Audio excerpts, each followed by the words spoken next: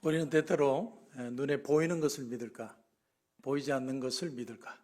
이 어린 곰의 얘기처럼 마지막 그 죽음 앞에서도 어미곰이 있다는 그 사실 하나 때문에 사실은 안도할 수 있고 또 어떤 어려움도 이겨낼 수 있는 것을 우리가 발견합니다. 씨 뿌리는 농부는 절대적으로 기다림의 겸손을 배운다고 그래요.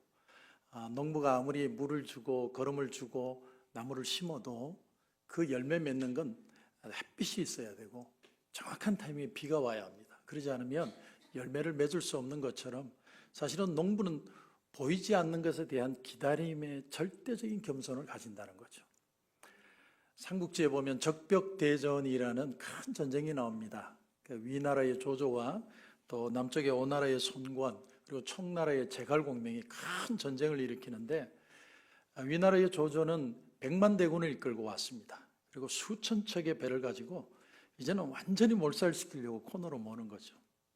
근데 그 전쟁의 내용을 보면 제갈공명은 한 가지 굳건하게 확신하는 게 있었습니다. 그게 뭐냐면 바람의 방향이 바뀌면 우리 이긴다. 눈에 보이지 않는 이 바람, 북서풍이 아니라 어느 순간 남동풍이 불면 우리는 반드시 이긴다. 근데 그 끝자락에 마지막 찰나에 바람이 바뀌어요. 남동풍으로 바뀌면서 조조의 군대가 크게 패하는 장면이 나옵니다. 만약 우리가 보이지 않는 하나님을 정말 도우심을 믿는다면 우리는 세상에 염려할 필요가 아무것도 없겠죠. 이렇게 내가 돈 벌려고 애쓸 필요도 없고 또 사람들하고 관계를 좋게 가지려고 할 필요도 없고 또 이 세상에 무언가를 거머쥐려고 애쓸 필요가 없습니다. 왜냐하면 하나님이 때를 따라 돕는 은혜를 주시는데 그렇게 할 필요가 없는 거죠.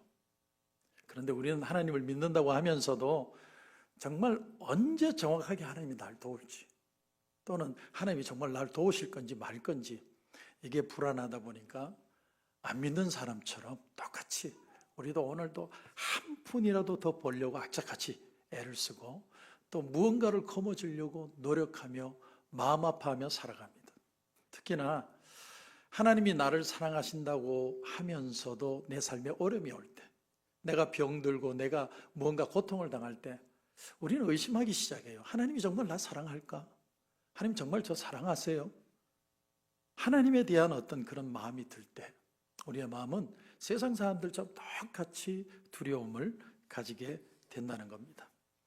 여러분, 이 이사야서를 와 함께 통틀어서 예언서의 주제가 딱 하나가 나옵니다. 그 주제가 뭐냐면 이사야 29장 13절인데 주께서 이르시되 이 백성이 입으로는 나를 가까이 하며 입술로는 나를 공경하나 그들의 마음은 내게서 멀리 떠났나니 그들이 나를 경외하면 사람의 계명으로 가르침을 받았을 뿐이라. 하나님과 나 사이에 마음의 거리가 있다라는 거예요. 여러분, 가장 중요한 성경의 구약의 예언서의 핵심이 뭐냐면 하나님과 나 사이에 무언가 모르게 갭이 있다는 거예요. 그게 너무 커서 그 사이에 수많은 두려움과 염려와 걱정들이 그 속을 가득 채운다는 거예요. 하나님은 가까이 오시는데 우리는 불어 멀리 떠나는 겁니다. 유명한 정신학자 중에 폴 트루니에라는 그런 학자가 있었죠. 기독교 저서도 여러 권 남겼는데 이분이 환자를 치료해 보면 치료했는데 똑같은 병으로 또 병원을 찾아오는 사람이 있더래요. 그래서 왜 그럴까? 누구는 치료가 완벽하게 되고 누구는 또 재발해서 오는 이유가 뭘까? 이 사람이 고민을 하고 연구를 해봤더니 이 생활 습관들, 사고방식이 안 바뀐 사람은 병이 꼭 재발하더라는 거예요. 예를 들면 술을 끊지 않고 계속 술을 마신다든지 아니면 밤에 밤잠을 못 이룬다든지 계속해서 그런 습관을 고치지 못하니까 결국은 병이 걸려서 또 오는 거예요. 그래서 폴 트루니아가 한 말이 뭐냐면 순수하게 물리적으로 병이 있어서 온 병은 내가 쉽게 치유할 수 있지만 이런 습관 때문에 일어나는 병은 우리가 정말 고치기가 어렵다라는 사실을 얘기하고 있습니다. 오늘 성경이 우리에게 가르쳐주는 한 가지 중요한 의미가 뭐냐면 여러분, 우리는요 세상 사람들하고 달라요. 이걸 여러분들이 어떻게 느끼실지 모르지만 이사야서가 주는 한 가지 중요한 핵심이 뭐냐면 너와 나 사이의 거리를 좀 좁히자는 거예요. 멀리 하지 말고 가까이 하자는 겁니다. 이 사이는 돈 문제가 끼어도 안 되고요. 자식의 문제가 끼어도 안 되고요. 어떤 관계의 문제가 끼어도 돼서는 안 되고요. 건강의 문제도 끼어서는 안 되고, 너와 나 사이에 아주 딱 밀착된 그런 관계로 살아가야 된다. 하나님이 우리에게 그걸 요구하시는 거예요. 근데 남유다는 아수르 군대가 쳐들어왔을 때 어떻게 행동을 하느냐? 하나님께 이런 기도를 드려요. 여러분, 그게 오늘 1절입니다. 도움을 구하러 애굽으로 내려가는 자들은 화 있을진저 그들은 말을 의지하며 병거의 많음과 마병의 심히 강함을 의지하고 이스라엘의 거룩하신 이를 앙모하지 아니하며 여호와를 구하지 아니하나니. 무슨 말이냐면, 하나님, 우리에게는요 애굽의 강력한 군대가 필요해요. 하나님, 제발 저 애굽이 와서 우리를 도와주게 해 주십시오. 이들에게는 정말 강력한 힘은 하나님이 아니고요, 애굽이 강력한 힘이에요. 기도를 하고 있는데 하나님이 필요한 게 아니고 애굽 사람들이 와서 좀 도와달라고 그 기도하는 거예요. 하나님이 그 기도에 대해서 표현을 하십니다. 3절을 보면 애굽은 사람이요 신이 아니며 그들의 말들은 육체요 영이 아니라 여호와께서 그의 손을 펴시면 돕는 자도 넘어지며 도움을 받는 자도 엎드러져서 다 함께 멸망하리라. 너희들이 의지하는 그 애굽 아무리 와봐야 소용없다. 애굽도 망할 거고 너희들은 당연히 망할 것이다. 다 망할 거다. 아무리 애굽 군대가 와도 이 문제 해결되지 않아. 이렇게 얘기하시는 거예요. 그러면 진짜 해결책이 뭘까요? 하나님이 말씀하시는 해결책, 그것이 바로 오늘 말씀의 1절 하반절, 이스라엘의 거룩하신 이를 앙모하고 여호와를 구하라, 이런 말입니다. 우리가 필요로 하는 건 애국 군대가 아니고 하나님 자신이에요. 이걸 고백하고 하나님을 구할 때 진정한 문제의 해결이 일어날 수 있다는 거예요. 오래된 애니메이션 영화입니다. 이집트의 왕자라는 영화인데 요셉이 주인공이에요. 요셉. 근데 그 영화의 마지막 장면에 보면 요셉이 이렇게 하나님 앞에 기도 겸 고백하는 장면이 나옵니다. 이런 얘기입니다. 하나님, 너무나 이제 감옥에서 힘들고 어렵죠. 억울한 일을 당해서 어쩔 줄 몰라 하는데 이렇게 기도합니다. 하나님, 나는 이제 왜냐고 주님에게 질문하지 않겠습니다. 이제 창을 통하여 들려오는 새 소리를 들으며 나도 찬양할 것이고 꽃향기를 맡으며 감사하고 있습니다. 창사를 통해 비치는 저 햇살을 나도 마음껏 누리며 하루하루를 감사로 채워가고 있습니다. 그런 고백을 해요. 그러던 어느 날 덜컹 옥문이 열립니다. 바로가 그를 불렀던 거죠. 자기 인생에 정말 억울해도 이렇게 억울한 일이 없을 일을 당했는데 그 순간에 하나님과 딱 밀착이 되니까 하나님께서 이 고난을 넉넉히 이길 능력을 주시더라는 거예요. 여기서 우리는 중요한 거 하나를 깨닫게 됩니다. 우리가 어떤 걸 갈망하고 그것이 없으면 불행하고 있으면 행복할 것 같은 거, 그것이 있어야만 내가 자랑스러울 것 같은 거, 그게 있어야만 내가 낙심하지 않을 것 같은 거, 그런 것에 우리에게 문제는 뭐냐면 그것이 없는 것이 문제가 아니고 그것 때문에 없기 때문에 문제가 아니라 하나님이 우리 마음에 없다는 게 문제예요. 하나님이 없어요. 지금 유다 백성들이 고민하는 게 뭐냐면 제발 애국 군대가 오게 해달라는 거예요. 애국 군대만 오면 예를 들어서 대통령이 바뀌면 우리에게는 소망이 있다고 생각하는 겁니다. 하지만 하나님이 얘기하는 건 뭐냐면 너와 나 사이에 거리가 너무 멀다. 이게 진짜 문제다. 그러니까 하나님과 우리 사이에 갭 사이에 아수르 군대가 들어오게 되었고 아수르 군대에 대한 걱정 때문에 애국 군대도 들어오고 하나님과 우리 사이는 더 멀어지게 되고 말았다는 사실입니다. 오늘날 많은 사람들이요, 내가 원하는 것을 달라고 그것이 있어야 행복하다고 생각하면서 오늘을 불행하게 살아갑니다. 어떤 이 경제학자가 이런 얘기를 했는데 참 마음이 짠했습니다. 좀 무거웠어요. 뭐냐면 이 지구상에서 가장 빨리 발전한 나라가 한국이래요. 그런데 가장 불행한 민족도 한국이래요. 왠 줄 아세요? 너무 빨리 부자가 됐는데 내가 아직도 얻지 못하는 게 있다고 생각하면서 불행하게 생각하면서 산다는 거예요. 얻은 게 너무나 많은데 만족하지 못하고 오히려 얻지 못한 것 때문에 안타까우고 힘들어하고 불행하면서 산다는 거예요. 그러므로 하나님은 우리를 오늘도 부르시고 계십니다. 하나님은 도대체 어떤 분일까? 하나님은 어떤 모습으로 우리에게 다가오시기에 우리는 이 하나님께 딱 밀착해야 되는가? 오늘 본문을 보면요, 정말 성경에 이런 표현이 있을까 싶을 정도로 어쩌면 성경에 이 부분만 이 표현이 있지 않을까 하는 표현이 4절이에요. 4절을 보시면 여호와께서 이같이 내게 이르시되 큰 사자나 젊은 사자가 자기의 먹이를 움키고 어르렁거릴 때에 그것을 치려고 여러 목자를 불러왔다 할지라도 그것이 그들의 소리로 말미암아 놀라지 아니할 것이요 그들의 떠들므로 말미암아 굴복하지 아니할 것이라. 이와 같이 나 만군의 여호와가 강림하여 시온산과 그 언덕에서 싸울 것이라. 하나님이 사자래요. 여러분, 하나님이 사자라는 표현을 여러분 들어보신 적 있으세요? 그런데 우리를 위해서 어르렁거리며 싸운대요. 5절도 보시면 새가 날개치며 그 새끼를 보호함같이 나 만군의 여호와가 예루살렘을 보호할 것이라. 그것을 호위하며 건지며 뛰어넘어 구원하리라. 어미 독수리가 새끼 독수리를 훈련시키는 방법 우리 너무 많이 들었잖아요. 새끼를 높은 곳에 날려 올라가서 떨어뜨리면 막 죽는다고 날개치면 어미 독수리가 와서 또 올라가서 또 떨어뜨리고, 그래서 결국은 날개 만드는 이 훈련은 우리가 너무 많이 들었어요. 근데 오늘 본문에 4절의 사자, 왜 하나님을 사자라고 표현할까요? 여러분, 사자는요 맹수의 왕입니다. 그러니까 탑 오브 더 탑이에요. 여러분, 이 탑이 아니라 대부분의 동물들은 뭐로 살아가느냐 하면 두려움으로 살아가요.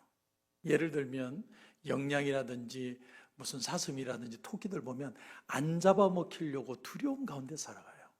그래서 물 먹기 싫어도 내가 빨리 물로 배를 채우지 않으면 언제 물 먹을 기회가 없으니까 물 마시고, 음식도 먹기 싫지만 빨리 먹어야 내가 죽지 않으니까 먹고 살고, 그게 일반 동물들의 삶이죠. 근데 사자는요 두려움으로 살지 않아요. 왜냐하면 자기 위에 아무도 없어요. 그럼 탑은 어떻게 사느냐는 거예요. 사자로 표현하신 하나님을 왜 하나님을 사자로 표현하느냐는 거예요. 하나님이 어떤 결정을 내리실 때 하나님은요 두려움으로 결정을 내리지도 않고요, 또 어떤 조건 때문에 결정을 내리지도 않고요, 어떤 포퓰리즘, 사람들의 여론에 막 몰려가서 결정하지도 않아요. 하나님은 본능으로 결정을 하는 게 아니라 핵심과 본질 때문에 결정을 내려요. 사자는요 내가 누구인가를 생각하는 거예요. 하나님은 내가 누구신지를 우리에게 드러내는 거예요. 본질적 존재로서 그 모든 걸 결정하는 거예요. 여러분, 우리가 똑같이 예수를 다 믿는데요, 어떤 사람은 예수를 믿는데 두려움으로 믿어요. 두려움. 내가 이 병 들었는데 죽지 않을까? 내 자식이 저 대학을 안 들어가면 좋은 직장을 갈 수 있을까? 내가 저 사람과 좋은 관계를 가지지 않으면 내가 이 세상을 어떻게 살아갈까? 두려움 가운데 살아가는 사람들이 참 많습니다. 그래서 우리 인간이요 모든 결정을요 두려움 가운데 결정을 해요.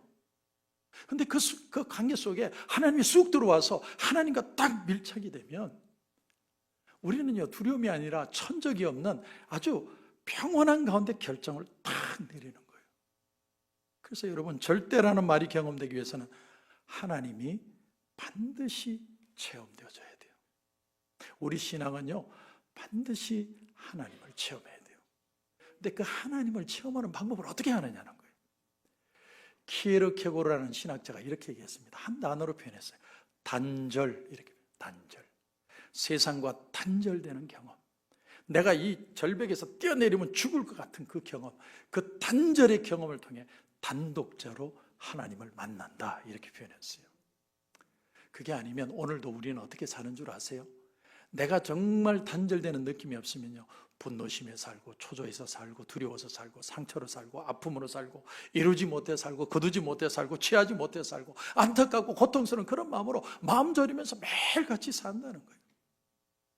근데 여러분, 하나님을 체험하면요, 정말 그 단절하는 경험을 하고 나면요, 절대적인 평안이 우리 가운데 와요.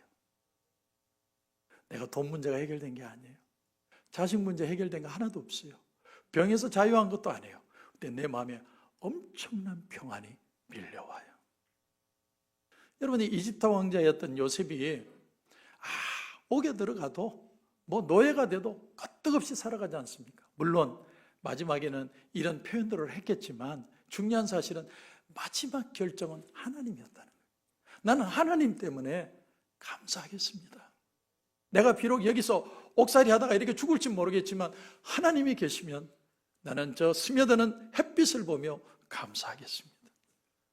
이게 신앙이에요, 신앙. 그게 단절되는 경험이에요. 뛰어내리는 경험이에요. 그 경험이 있어야 평안을 경험할 수 있다. 그래서 오늘 5절 말씀해 보면 새가 날개치며 그 새끼를 보함같이 나 만군의 여호와가 예루살렘을 보호할 것이라. 그것을 호위하며 건지며 뛰어넘어 구원하리라. 이 표현을 조금 더 리얼하게 한 데가 신명기 32장 11절입니다. 이런 말씀이에요. 마치 독수리가 자기의 보금자리를 어지럽게 하며 자기의 새끼 위에 노풀거리며 그의 날개를 펴서 새끼를 받으며 그의 날개 위에 그것을 엎는 것 같이 여호와께서 홀로 그를 인도하셨고 그와 함께한 다른 신이 없었도다. 자, 여러분, 어미 독수리가 새끼를 낳아요. 그럼 어미 독수리가 뭐를 하냐면 보금자리를 만들어요. 나뭇가지를 물어와서 아주 따뜻한 보금자리를 만들어 주는 거예요. 그러면 우리가 예수 믿고 나서 하나님이 축복하면 할렐루야, 하나님 감사합니다, 이렇게 은혜를 주셔서 너무 감사합니다, 막 감사할 일들이 막 생기는 거죠. 그런데 어느 순간이 딱 되면 이 엄마 독수리가 얼굴이 쫙 변하더니요, 이 보금자리를 다 헤쳐버리고 밀쳐버리는 거예요. 그냥 따뜻하게 앉아있는데 그걸 그냥 과감하게 밀어버려요. 그러면은 이 새끼가 죽는다고 난리치. 당신 우리 엄마 맞아? 계모 아니야, 계모? 왜 이렇게 나를 힘들게 해? 막 난리를 치는 거죠. 근데 어미 독수리가 그 새끼 독수리를 어떻게 합니까? 등에다 딱 엎고 하늘 높이 올라가는 거예요. 떨어뜨립니다. 죽는다고 감을 치는데 또 올라가서 또 떨어뜨려요. 계속해서 하면서 근육을 키워서 하늘을 날 수 있도록 만들어주는 거예요. 너는 닭이 아니고 독수리야, 독수리. 내가 너를 사자처럼 독수리처럼 키우는 거야. 하나님이 저와 여러분에게 주시는 신앙의 도전은 바로 이것이라는 사실. 여러분도 아는 분이 있겠지만 아까 사진에도 나왔는데 저 밤불비라는 벌이에요. 우리나라 말로는 호박벌이라고 그러는데 이 밤불비는 배도 뚱뚱하고요, 털도 많고, 그런데 몸집에 비해서 날개가 작아요. 그래서 공기역학적으로 보면 절대로 날 수가 없답니다. 날 수 있는 날개의 크기가 아니에요. 근데 놀라운 사실은 이 호박벌이요, 하루에 200km를 날아다닌대요. 그래서 이상하다, 어떻게 날 수 없는 몸 구조를 가지고 저렇게 날 수 있을까? 학자들이 연구를 했답니다. 연구를 하고 그 결론이 뭐냐면 이 범블비는 자기가 날 수 없다는 사실 자체를 모른대요. 내가 날 수 없다는 걸 모르니까 날개는 달려있고 날개가 있으니까 날아야지 그러고 막 난리를 치다가 진짜로 날은 거예요. 그래서 하루에 200km를 날아다닌답니다. 여러분, 그렇습니다. 마치 신앙은요, 지구 대기권 안에서의 삶과 지구 대기권 밖에서의 삶과 비슷해요. 여러분, 지구 대기권 안에 사는 모든 것들은요, 다 땅에서 끌어당겨요. 사람도 끌어당기고 집도 끌어당기고 나무도 끌어당기고 모든 걸 다 끌어당겨요. 여러분, 그래서 우리가 이 땅에 발붙이고 사는 거 아닙니까? 그런데 여러분, 좀 더 나가면 인간에게는 수많은 걱정과 염려가 우리를 끌어당겨요. 계속해서 나는 아마 이 병으로 아마 고통스럽게 죽을 거야. 나는 지금 돈이 없으니까 배굶어 죽을 거야. 백 목사는 목이 쉰 채로 이렇게 영원히 살다가 죽을 거야. 수많은 염려가 우리를 계속 끌어당기는 거예요. 그게 대기권 안에의 삶이거든요. 그런데 우주선을 타고 대기권을 빵 뚫고 나가면요, 거기에는 절대적인 고요가 와요. 절대적인 평안이 임합니다. 하나님이 이 얘기를 하시는 거예요. 어나더 레벨인 사자의 경험, 독수리의 경험을 좀 하라. 눈에 보이는 것 속에 보이지 않은 것에 엄청난 힘의 비밀을 발견하라는 거예요. 왜 날아다녀야 될 사람들이 맨날 걸어 다니냐는 거예요. 너희는 닭처럼 부른 게 아니고 독수리처럼 살라고 내가 부른 것이다. 하나님 앞에 절대적인 밀착감이 있어야 우리의 마음에는 진짜로 평안함이 임하는 줄 믿습니다. 이게 얼마나 중요한지 몰라요. 자, 그런데 오늘 5절을 보면 참 이 말씀 속에 세 동사가 나오는데 참 중요한 단어입니다. 첫 번째는요, 보호한다. 두 번째는 건진다. 세 번째는 뛰어넘어 구원한다. 근데 여러분 잘 보세요. 하나님이 보호하는데 또 건질 필요가 뭐 있어요? 말이 모순이죠. 하나님이 보호하시는데 자꾸 기어나가니까 건지는 거예요. 그렇죠? 맞죠? 내가 하나님이 막 맨날 보호하고 위로하고 격려하는데도 자꾸 나가는 거예요. 자꾸 빠져나가는 거예요. 그러니까 하나님이 건지는 거예요. 그래, 보호하면 빠져나가고 빠져나가면 건지고 건지면 또 보호하고 보호하면 빠져나가고 빠져나가면 건지고 맨날 그 행동 반복하는 게 우리 인생이라는 거예요. 그러니까 하나님이 마지막에 어떻게 했냐? 뛰어넘어 구원하리라. 이 구원한다는 단어가 히브리어로 파사흐라는 단어예요. 영어로는 패스오버, 유월한다. 그 피를 보고 넘어간다는 거예요. 사람은요, 얼마나 고집이 센지요. 아무리 보호하고 아무리 사랑한다 위로한다 해도 꼭 삐져나가요. 그럼 하나님이 또 건져와요. 그러면 다 사랑한다 위로한다 그러면 눈물 흘리다가 또 삐져나가요. 또 그러니까 또 데리고 오는 거예요. 이거 갖고 안 되겠다. 그래서 하나님이 결정한 게 뭐냐면 예수 십자가의 보혈의 피로 확 덮은 거예요. 우리의 연약함, 부족함, 두려움, 고집스러움 모든 걸 하나님이 확 덮어버린 거예요. 여러분 이게 복음인 줄 믿으시기 바랍니다. 이 예수 보혈의 능력이 아니면 어떤 사람도 하나님 앞에 못 돌아온다는 거예요. 그래서 오늘 6절 말씀을 보면 이스라엘 자손들아 너희는 심히 거역하던 자에게로 돌아오라. 어디로 돌아오라는 거예요? 십자가의 보혈의 능력 앞으로. 십자가 앞으로와 예수의 피가 아니면 우리는 절대로 하나님의 은혜를 경험할 수 없고 내가 달라질 수 없는 거예요. 여러분 대기권 밖의 경험을 하려면 예수 십자가의 보혈의 능력을 체험해야 될 줄 믿습니다. 누가 우리를 그리스도의 사랑에서 끊으리요? 만일 하나님이 우리를 위하시면 누가 우리를 대적하리요? 할렐루야. 이번에 제가 지방 수련회 시간을 가지면서 가이드가 하는 말에 제가 굉장히 위로와 충격을 받았습니다.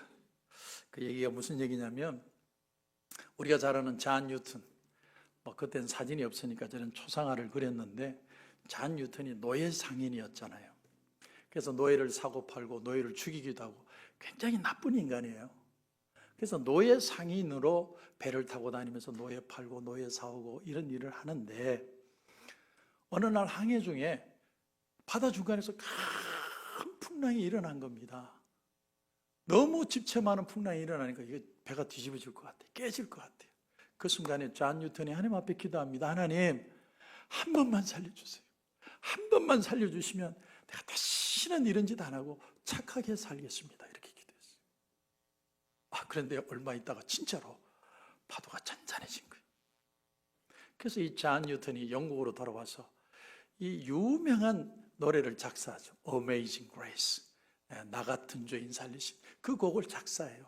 그리고는 교회들마다 다니면서 간증하는 거예요. 하나님 앞에 이렇게 내가 나쁜 놈이었는데 하나님이 은혜 주셔서 내가 하나님의 은혜로 이렇게 돌아올 수 있게 되었노라고 막 하나님을 간증하면서 교회마다 돌아다니는 거예요. 그런데 어느 날 하나님이 잔 뉴턴에게 음성을 들려주신 거예요.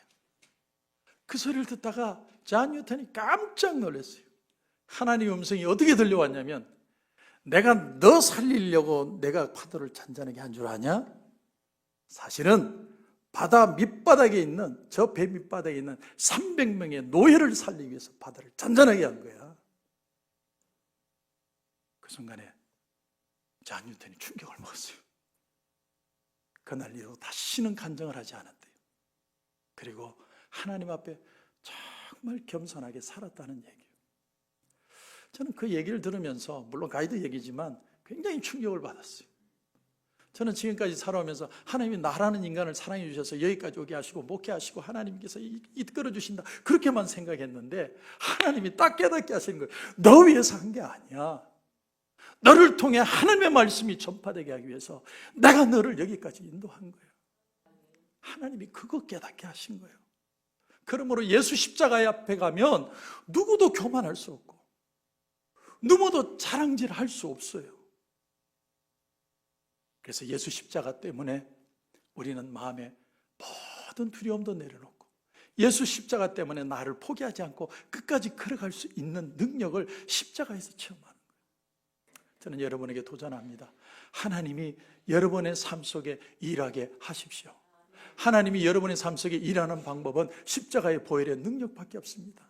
그래서 보혈의 능력이 있으면 누가 나를 힘들게 해도 그 신경 안 쓰이고요, 부족하지만 끝까지 달려갈 수 있는 거예요. 왜? 예수님이 나를 통해 예수 그리스도의 보혈의 능력을 세상에 증거하도록 우리를 불러주셨거든요. 그 증거, 그 사명으로 승리하시는 저와 여러분이 되시길 주님의 이름으로 축원합니다.